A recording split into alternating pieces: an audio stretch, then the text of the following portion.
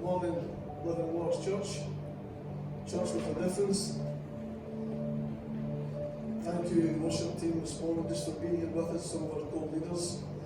And thank you for you joining us online this morning for our first unprecedented online streaming live. So I want to just thank you. I know you're not here with us physically, but we believe that you're with us in spirit. And we're talking about social distancing. That's the buzzword for today. But there's really no social distancing. It's actually just physical distancing. As long as you keep enough space, we'll stay connected socially. Especially through our website, especially with one another. Especially at this time when people are feeling a little bit isolated. Church, I want you to know what our response is. Yeah, the nation is facing, the world is facing unprecedented times. But here's the thing, God's not caught out with that. He's still upon the throne. But I want Him to be on the throne of your life. Living Waters Church, you're watching this morning, I want Him to be the throne of your heart. So that panic is not the order of the day. Because panic isn't coming from God, it's coming from someone else. You know, church, even though we can't be together, we are together. Because we're not bound and controlled by walls. God's not bound and controlled by walls or distance. Let this be a time when we can draw close to God, when we can seek the Lord, when we can be salt and light. And here's the phrase I'm going to use this morning. It's time for us to be church, not just come to church. Because we come to church to be encouraged to be church. And when does the church need to be church? There's a little verse in Isaiah chapter 60. It says this, "Arise and shine, for your light has come, and the glory of the Lord is risen upon you." Arise and shine. See, darkness covers the people. Gross darkness is over the people. But the Lord is risen upon you. You know, when darkness comes and trouble comes, what's our Christian response? Is it to panic and flee? No, absolutely not. Neither are we downplaying the enormous and the true issue that's taking place today. However, but what you and I magnify is what you and I are going to get. If we just keep magnifying and talking about how bad things are and how scared I am, that's what we're going to get. But see if we begin to magnify the bigness of God. Where your focus is will determine really what you get out in this difficult time, how you cope. Where's your hope?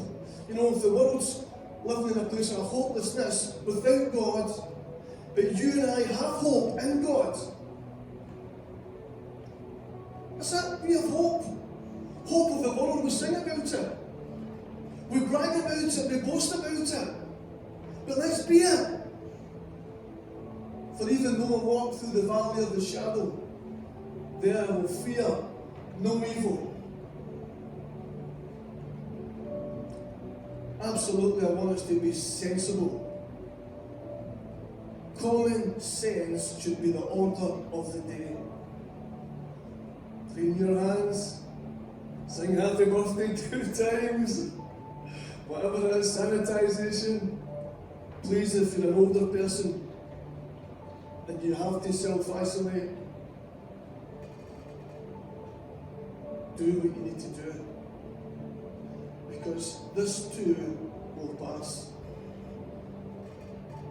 But this is the order of the day at this moment. And who knows what it's like going forward. That's why I want us to be connected, to stay connected. Thank God for the technology that we have today that allows us to be connected, to bring the message of hope straight into your home. This is a time when you and I can be all that God has called us to be. You know, historically speaking, whenever the church has been persecuted, well, I know this isn't a persecution, but most persecutions caused the church to stop gathering. And so therefore, where people would come together and normally gather, it was banned. And they couldn't do it. They were isolated. In many cases, they never had social media that you and I have got today. But what happened when they were isolated? The church grew. It multiplied. And when they were able to gather, what was there? New people, new life, transformation in community.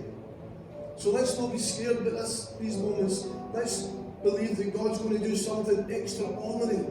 But He needs extraordinary people like you to be involved in. And Living Waters Church, your pastor thinks that you are extraordinary.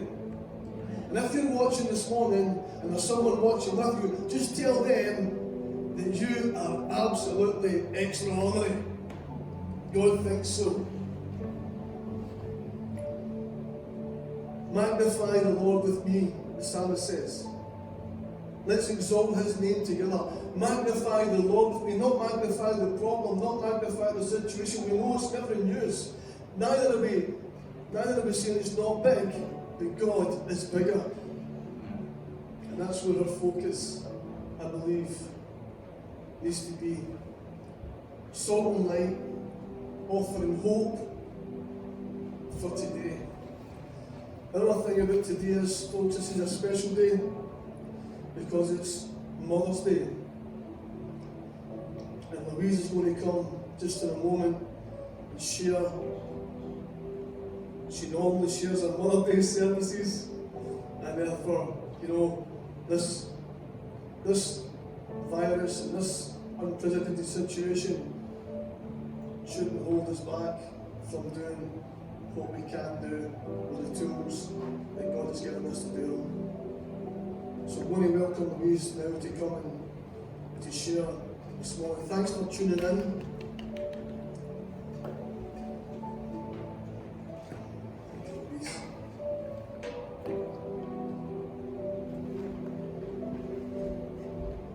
Good morning and happy Mother's Day to everyone.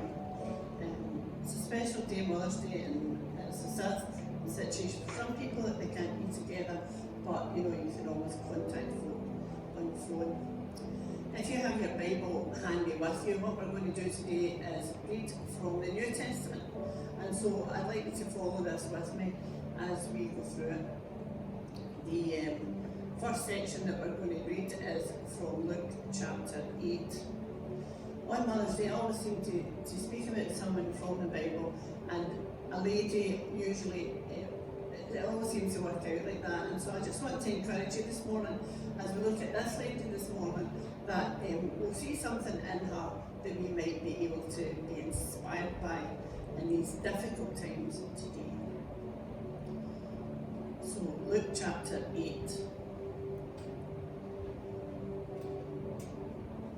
After this, Jesus travelled about from one town and village to another, proclaiming the good news of the kingdom of God. The 12 were with him, and also some women who had been cured of evil spirits and diseases. Mary called Magdalene, from whom 7 demons had come out, Joanna, the wife of Chuza, manager of Herod's household, Susanna, and many others. These women were helping to support them out of their own means. So I just want you to look at this with me this morning, right? I want you to look at this. We're going to talk specifically about Mary called Magdalene. Now the reason she got a name, I think, and there's other commentators would say that she got a name because she was from a place called Magdala. Magdala wasn't an exciting place to live. It was a working town, it was a fishing port, it was a port where people caught fish, processed them. There was a lot of, I'm led to believe from the research I've done, there was some smoking of fish done and various different things associated with that in the town of Magdala. The amazing thing about this woman is that it tells us here that if you look at it with me at verse 2, it says Mary called Magdalene, from whom 7 demons had come out. That's actually all we know about her history. And I was thinking, I don't know about you or this morning, if you feel as though you would like to know a little bit more about people, that's what I'm always like. Sometimes in the Bible I think, oh, I wish I had the story of when she met Jesus. I would love to know what actually happens when she had those 7 demons cast out of her. Just think about it. Think about it this morning, right?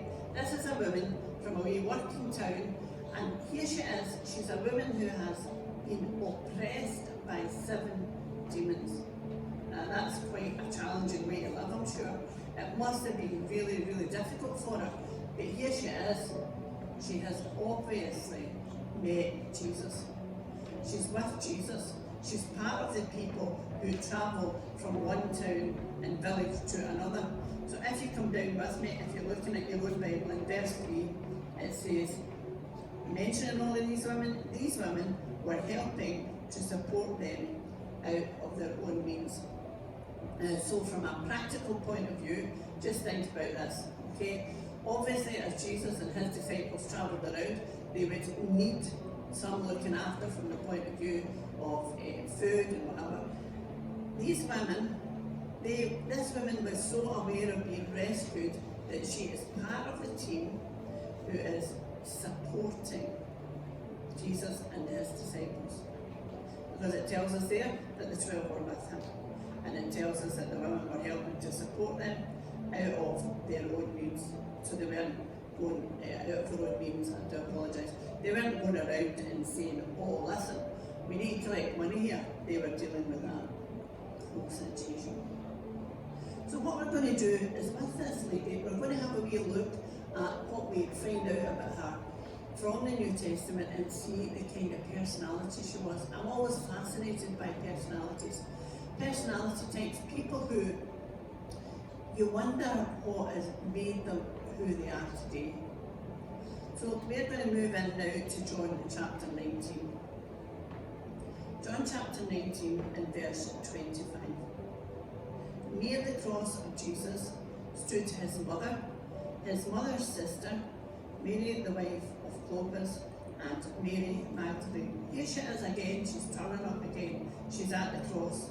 When Jesus saw his mother there and the disciple whom he loved standing nearby, he said to her, "Woman, here is your son." And to the disciple, "Here is your mother." From that time on, the disciple took her into his home. There's actually 3 Marys here. It's quite amazing though. Mary Magdalene, here she is, she's at the cross. She is this woman who's had 7 demons. She's been rescued from that, but she's still hanging in there. I thought it was an amazing lesson for us. It's one of those lessons for us this morning. So if you think about it, right, what's actually happening in this situation is what, in our lives. We've been rescued from a situation. We've been rescued from sin, if you like, and Jesus has rescued us. And so, just with the same situations this woman's been rescued with, and she's fallen on. And you might think, oh well, I wasn't bound with 7 demons. Listen, you don't know what you were bound with respect. Sometimes we don't really realise what we've been rescued from. What I think is beautiful about this woman is she's following Jesus right to the cross. I was thinking about when she had been rescued from her demonic lifestyle. and then she met the Saviour. And we don't have the actual words in the New Testament that tell us what happened. We don't have that. But I'm one of these people, when my imagination goes, it runs riot. I was thinking about the first time she met Jesus, and I was just thinking of, and I want you just to close your eyes for 1 second here, and I want you to imagine this morning that just like Mary Magdalene, you are meeting Jesus for the first time. He's standing right in front of you this morning. He has got eyes of amazing love just looking at you. It's almost as though he's taking your heart right outside of you, and he's a heart surgeon correcting all this stuff that's wrong in there. He loves you so much that he just wants you to be much more than you think you are.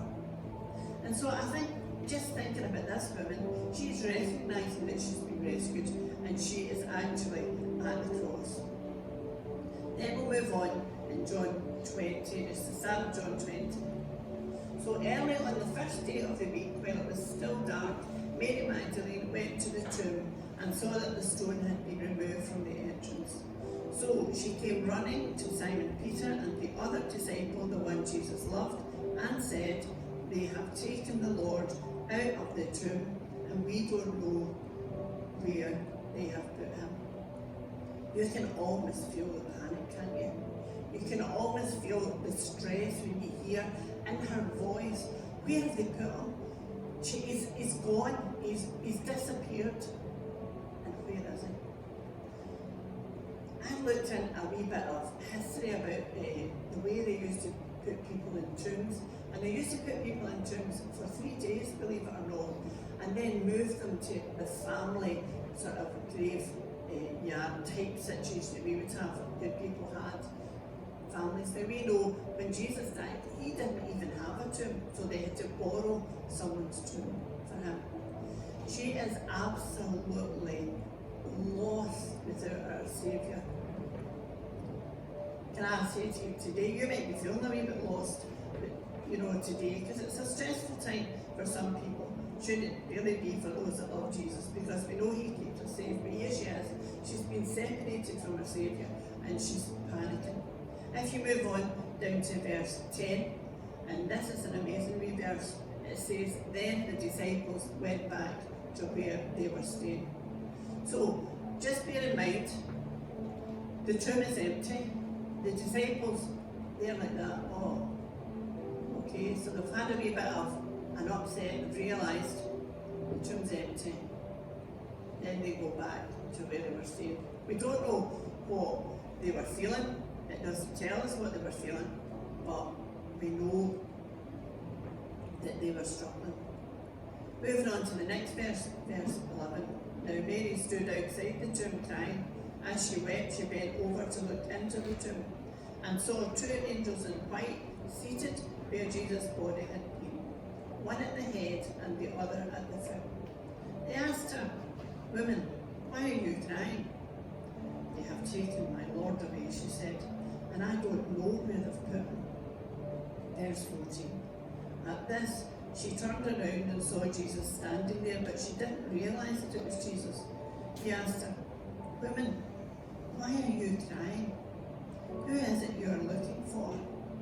Thinking he was the gardener, she said, "Sir, if you have carried him away, tell me where you have put him, and I will get him."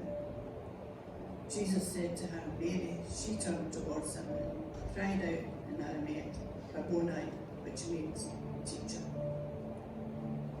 This is fantastic. She never went to her own house. She stayed outside the tomb. She was waiting to see what on earth was going to happen here. She didn't really know what to do, but she, in her desperation for help, just stayed where she had last seen the Saviour. I think this is just amazing here. This follows the sort of tradition of thinking that there is a possibility that the body could have been moved somewhere else. In her panic, she forgot that the Saviour had said to her, "In 3 days' time I'm going to be raised again." She forgot that promise that he had made. So there she was, and she ends up being the person who has the first person to see Jesus is Jesus. And verse 18 says, Mary Magdalene went to the disciples with the news, I have seen the Lord. And she told them that he had said these things to her. Now, as you're, wherever you are this morning, if you're at home and sitting there and you're thinking, oh dear, wish I was at church. Yeah, just listen. I have seen the Lord. You have seen the Lord. And if you are watching this morning and you've never had the opportunity of meeting Jesus, can I just say to you this morning that Jesus is waiting for you to connect with him. He never forces himself into anyone, but he did say, I am the door, knock. And he's knocking on our door and he will enter if we let him in. So he's wanting connection with us. So just remember that this morning. For those of you that have already connected, be encouraged with this woman. She had an awful lot to overcome in her life, and yet her concentration, no matter how difficult a start she had in life, and we don't know how old she was when she met Jesus or anything like that. All we know about her is that she had these demons cast out of her, 7 demons. Yet the start that she had in life where she met the Lord, I kind of love the end of the story, because the end of the story, she met the Lord again. So it's brilliant. She starts off, she's obviously met the Lord and been rescued, and here she is at the end. She's hanging in there to make sure she doesn't miss out on anything. I would love to just pray with you this morning as we close. Well, thank you for being with us this morning.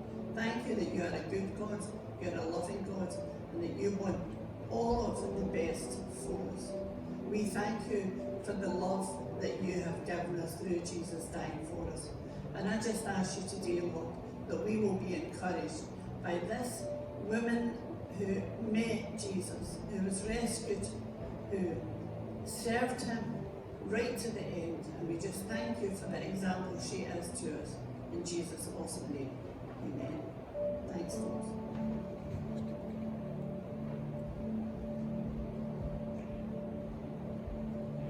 Thank you, Louise. So another verse I want you to be thinking about over the next days and weeks is a couple of scripture verses that will actually, if you get them into your heart, it will change you. Psalm 91 says this, He who dwells in the shelter of the Most High shall rest under the shadow of the Almighty. I will say of the Lord, He is my refuge, He is my fortress, my God in whom I trust. Surely He will save you from the fowler's snare and from the deadly pestilence. He will cover you with His feathers, and underneath His wings you will find refuge. His faithfulness will be a shield and a rampart. You will not fear the terror by night, nor the arrow that flies by day, nor the pestilence that stalks in the darkness, nor the plague that destroys at midday. 1,000 may fall at your side, 10,000 at your right hand, but it will not come near you. Hey, speak that over your life. Believe it. Speak it over your neighbour's life.